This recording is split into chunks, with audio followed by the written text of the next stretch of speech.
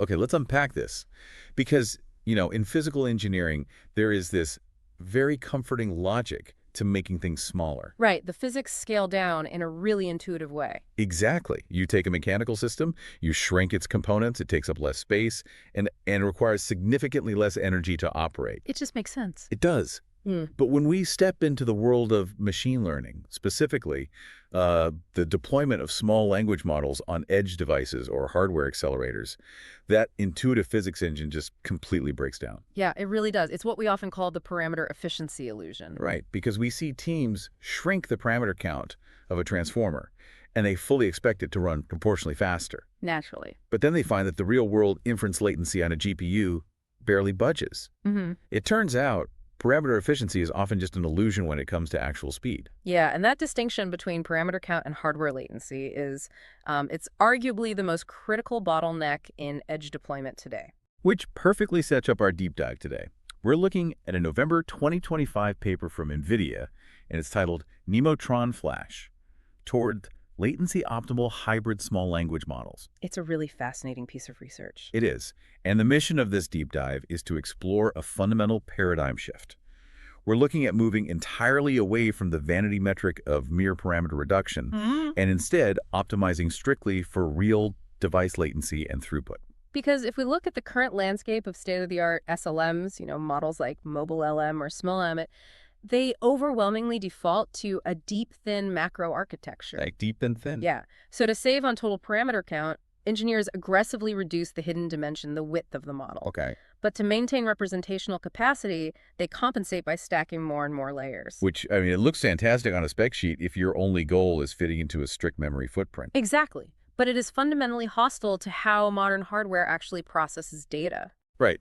Let's visualize why that deep, thin structure fails on a hardware level. I tend to picture like a factory assembly line. Okay, I like that. A deep, thin model is a very long, narrow factory. Sure, that layout uses less total square footage, which represents our parameter count. Right. But a GPU isn't a single worker.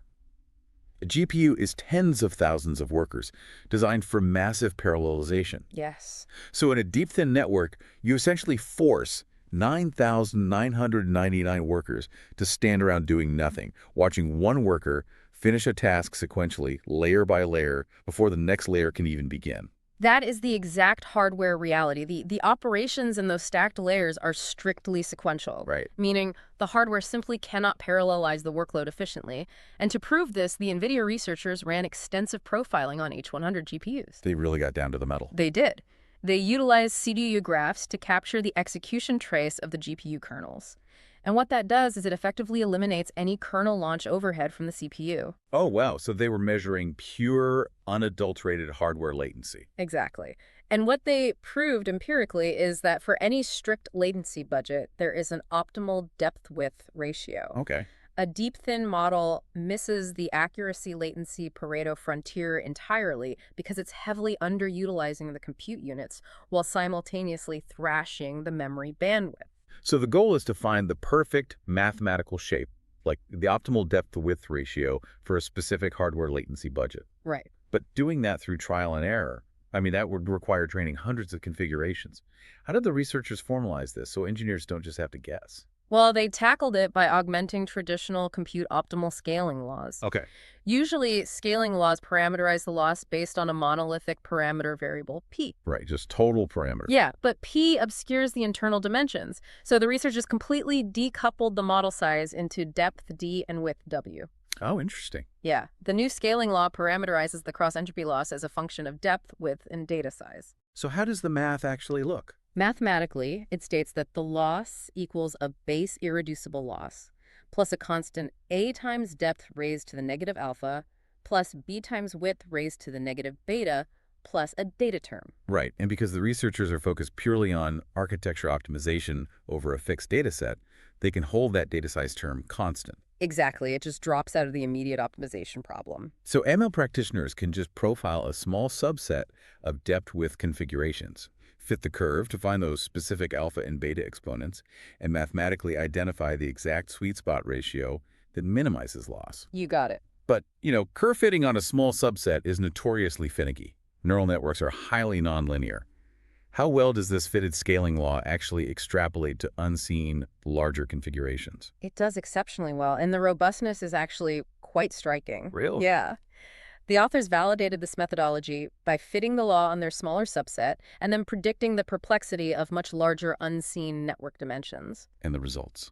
The extrapolated predictions stayed within 5.3% of the ground truth perplexity. Oh, wow. Just 5.3%. Right. For ML engineers, this provides a highly reliable, principled methodology. You can mathematically lock in your macro dimensions, ensuring maximum hardware utilization before writing a single line of training code. Okay, so the math guarantees us the perfect structural box, the ideal depth and width for the hardware. Yes. So what does this all mean for the inside of that box?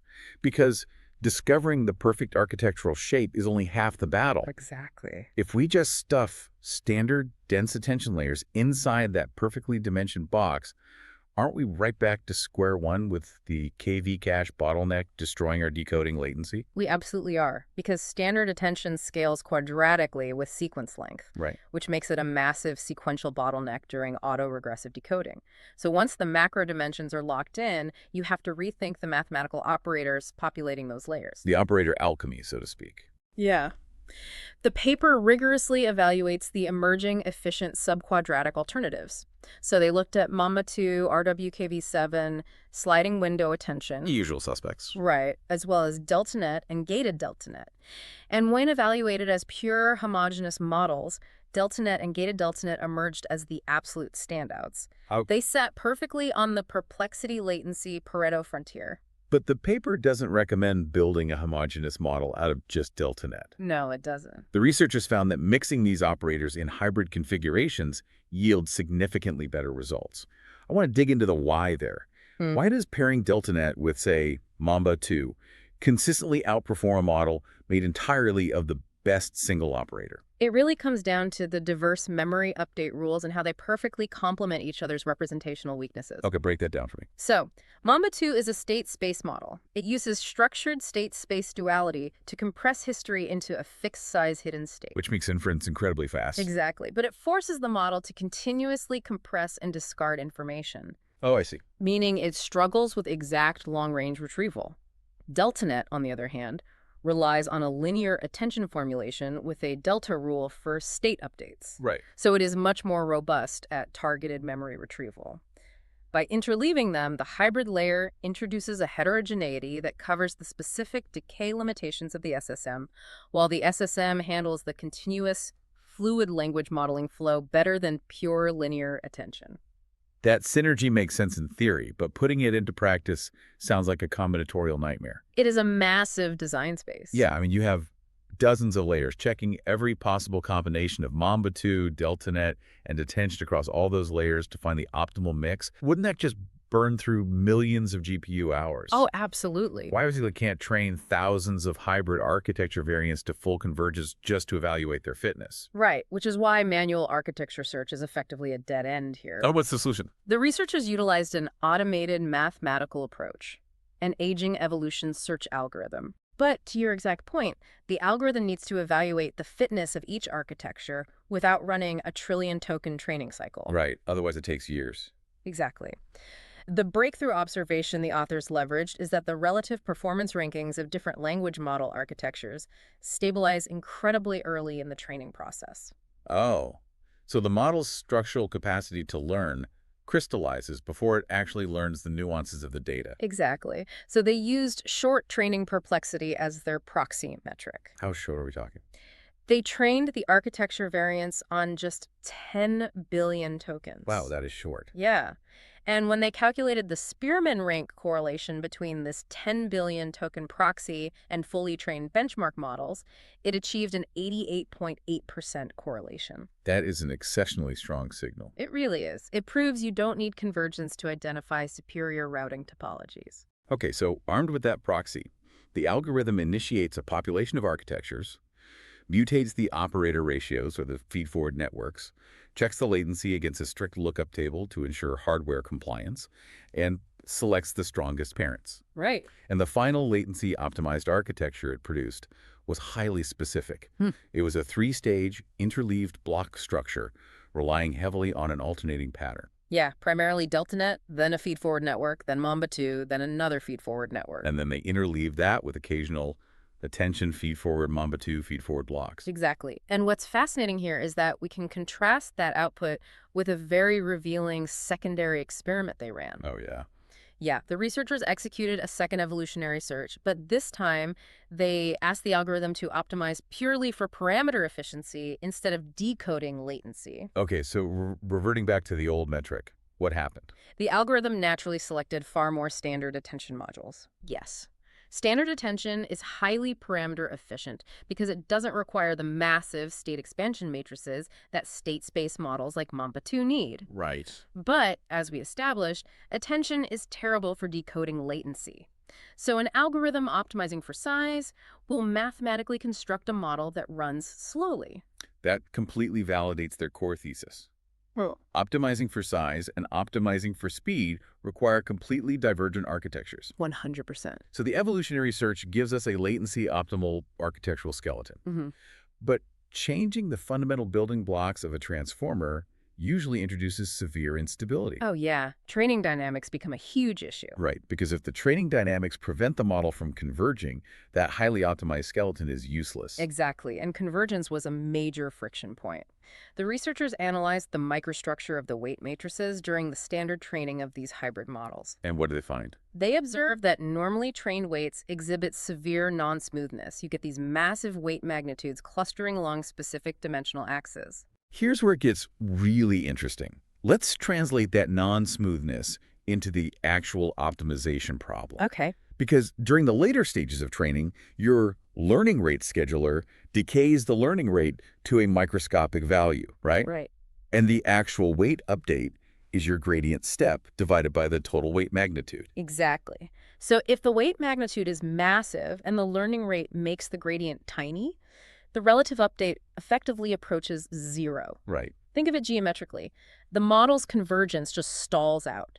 It stops learning before it reaches the global minimum because the optimizer physically cannot move the weights enough to matter. It's like steering a massive cargo ship. Okay, I like where this is going. The ship's rudder represents the weight magnitudes, and the steering wheel in the cabin represents the gradients. Right. If that rudder becomes incredibly heavy and encrusted, which represents those massive weight magnitudes clustering together, small fine-tuned turns of the steering wheel have absolutely zero effect on the direction of the ship. Yeah. To maintain control, you have to keep the rudder light and responsive all the way to the end of the journey. That is a highly accurate geometric analogy. And the author's algorithmic fix directly addresses the weight of that rudder. Weight normalization. How does that work in practice? After every single training step, the weight matrices are mathematically projected back onto a unit norm hypersphere. Oh, wow. Yeah, they literally eliminate the radial component of the weight vector. This forces the optimizer to emphasize angular updates. So weights can change direction to find better representational spaces, but they cannot scale infinitely outward in magnitude. Exactly. Anyone tracking recent optimization literature will immediately draw a parallel to NGPT, which operates on a very similar hypersphere representation principle. Right, it does. But NGPT normalizes both the weights and the activations throughout the network. It does, and that distinction is crucial for efficiency. Normalizing activations at every step introduces a severe compute penalty, adding roughly a 20% overhead to the total training time. Which is massive. If you have a fixed compute budget, a 20% overhead means your model sees 20% less data. Exactly. And what the NVIDIA authors demonstrated is that the activation normalization is largely unnecessary. Really? Yeah. By isolating the variables, they found that weight normalization alone was the primary driver of success. Projecting just the weights onto the unit sphere achieved the convergence improvements without suffering that massive FLOP penalty. That's a huge win. And alongside the weight normalization, they also intervened at the input layer to assist the linear attention mechanisms. Right, the meta tokens. Yeah, they prepended 256 learnable meta tokens to the sequence. I assume this is to counteract the attention sink phenomenon. That is the primary function, yes. Standard softmax attention functions require all attention scores to sum to 1. Okay. So often, the model wastes attention capacity on early, semantically unimportant tokens simply to fulfill this mathematical artifact. Right, just needs somewhere to dump that probability mass. Exactly. By prepending 256 learnable meta tokens, it acts as a learned cache initialization. These meta tokens absorb that mathematical artifact, leaving the actual context tokens pristine and allowing the linear attention mechanisms to focus entirely on semantic retrieval. Okay, let's step back and look at what all of this builds. We have augmented depth-width scaling laws, optimizing the hardware utilization. Yep. We have evolutionary search, identifying the perfect hybrid operator synergy. Exactly. And we have weight normalization and meta tokens solving the convergent stalling, All working together. which culminates in the Nemotron-Flash 1B and 3B models. But before we get to the benchmarks, there's one final counterintuitive optimization they made regarding the tokenizer. Yeah, they utilized the Mistral-Nemo Minitron tokenizer, which has a significantly larger vocabulary size than what is typical for models in the 1 to 3 billion parameter class. Which is wild, because a larger vocabulary means a fatter embedding matrix at the start and end of the model. It does. That adds a substantial number of parameters. If a team is operating under the old parameter efficiency mindset, adding millions of parameters just for the tokenizer seems completely backward. It does, but it perfectly highlights the difference between optimizing for memory footprint versus optimizing for latency. Right. Adding parameters to the embedding matrix only costs static memory, but processing tokens through the autoregressive layers costs FLOPs and KV cache bandwidth sequentially. Ah, I see. A larger vocabulary means the tokenizer can represent the same text sequence using fewer, more complex tokens. In practice, this tokenizer reduced the sequence length by 9.3% to 13.5%. And compressing the sequence length directly cuts the sequential bottleneck. Exactly. Fewer tokens to push through the transformer mathematically guarantees a faster end-to-end generation time, completely offsetting the static latency cost of a larger embedding matrix. Yes, and the benchmarks reflect that reality. Oh, the benchmarks are staggering. Compared to Qwen 3.6b, the Nemotron-Flash 1b achieves 5.5% higher average accuracy, 1.9 times lower latency, and 45.6 times higher throughput. The throughput gains are just a generational leap. And to push those boundaries even further, the deep dive into the 3B model includes a critical ablation study on those few remaining attention layers. What do they test?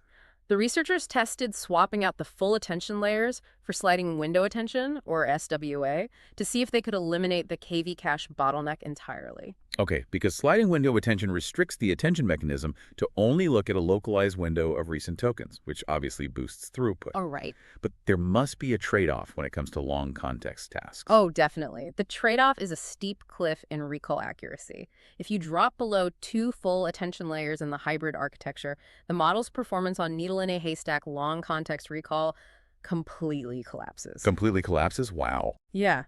Sliding window attention in linear variants simply cannot maintain the precise token retrieval needed to span a massive context window. So there's a hard limit. Exactly. The mathematical rule of thumb established by the ablation study is absolute. You must always maintain at least 2 full attention layers. Just 2. Just 2. One layer is typically needed early in the network to gather global context, and one layer is needed late in the network to synthesize that information before the output head. Just 2 full attention layers in a network of dozens of layers. That finding alone challenges current design standards. It really does. If we connect this to the bigger picture, despite having merely 2 and 3 full attention layers respectively, the 1B and 3B Nemotron-Flash models achieve the most competitive recall accuracy in their entire weight class. It proves empirically that the industry standard of maintaining a full KV cache across all layers of a transformer is a massive unnecessary waste of memory bandwidth. You only need a fraction of the network doing the heavy lifting for precise recall. The rest of the network can operate on highly efficient state space models and linear attention. To summarize this holistic reconstruction of the SLM, the authors have provided a rigorous blueprint for true real device efficiency. They deliberately ignored the parameter count vanity metric. Yes. They utilized strict depth-width scaling laws for optimal GPU parallelization. They leveraged evolutionary search to weave DeltaNet and Mamba2 into highly synergistic blocks. And they forced hypersphere weight normalization to ensure those complex topologies actually converge. For the ML engineers, data scientists, and mathematicians tuning in, this research clearly signals that FLOPs and parameter counts are increasingly deceiving metrics. They really are. They do not tell the whole story of model performance. Yeah. When deploying to production on GPUs or NPUs, memory bandwidth, hardware-aware architecture, and operator synergy dictate the real-world user experience far more than the size of the checkpoint file. Right. Shrinking the physical size of the engine doesn't guarantee the car moves faster on the track. Exactly. You have to meticulously design the engine for the specific physics of the track itself. Which leaves us with a rather provocative question to mull over. Okay, let's hear it. If an aging evolutionary search algorithm, using short training proxymetrics, can discover highly optimal, counterintuitive hybrid topologies in a matter of hours, Yeah. are human-designed uniform transformer architectures destined to become obsolete? It's a great question. Are we rapidly moving toward an era where the most efficient edge models are highly complex interleaved black box structures that perform flawlessly on our hardware, but whose exact sequence of mathematical operators human engineers can no longer intuitively justify?